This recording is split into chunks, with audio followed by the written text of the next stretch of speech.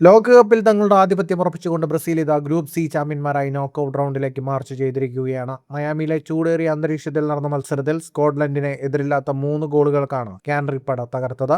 Super താരം Vinicius ജൂനിയറിന്റെ ഇരട്ട ഗോളുകളും മത്സരത്തിന്റെ അവസാന നിമിഷങ്ങളിൽ ആരാധകരെ ആവേശത്തിലാഴ്ത്തിക്കൊണ്ട് ഇതിഹാസ താരം നെയ്മർ കളിക്കളത്തിലേക്ക് തിരിച്ചെത്തിയതുമാണ് ഇന്നത്തെ മത്സരത്തിന്റെ പ്രധാന വിശേഷങ്ങൾ. മത്സരത്തിന്റെ 7-ാം മിനിറ്റിൽ തന്നെ ബ്രസീൽ ലീഡെടുത്തു. മക്കനയുടെ ഒരു പാസ് ബ്രസീലിയൻ താരം റായൻ ചാർജ് ചെയ്ത് തട്ടിയെടുക്കുകയായിരുന്നു. ഒട്ടും സാർത്ഥനല്ലാതെ റായൻ നൽകിയ പന്ത് വിനീഷ്യസ് ജൂനിയർ സ്കോട്ടിഷ് കീപ്പറെ വെട്ടിച്ച് വലയിലാക്കി ബ്രസീലിന് മുന്നിലെത്തിച്ചു. ആദ്യ പകുതി അവസാനിക്കുന്നതിന് തൊട്ടുമുമ്പ് ബ്രസീൽ 2ാം ഗോൾ അടിച്ചു.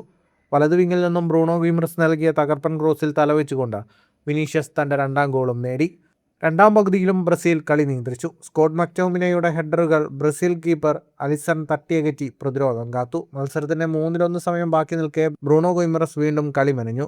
ബ്രൂണോ നൽകിയ പാസ് സ്വീകരിച്ച് മതേസ് കുഞ്ഞ പോസ്റ്റിന്റെ വലതു കോണിലേക്ക് പന്ത് അടിച്ചു കയറ്റിയതോടെ ബ്രസീൽ വിജയമുറപ്പിച്ചു. എന്നാൽ സ്റ്റേഡിയത്തിൽ ഏറ്റവും വലിയ ആർപ്പുവിളി ഉയർന്നത് ബ്രസീലിന്റെ എക്കാലത്തെയും മികച്ച ഗോൾ വേട്ടക്കാരൻ നെയ്മർ പകരക്കാരനായി ഈ ലോകകപ്പിൽ തന്റെ ആദ്യ മത്സരത്തിനായി കളത്തിലിറങ്ങിയപ്പോഴായിരുന്നു.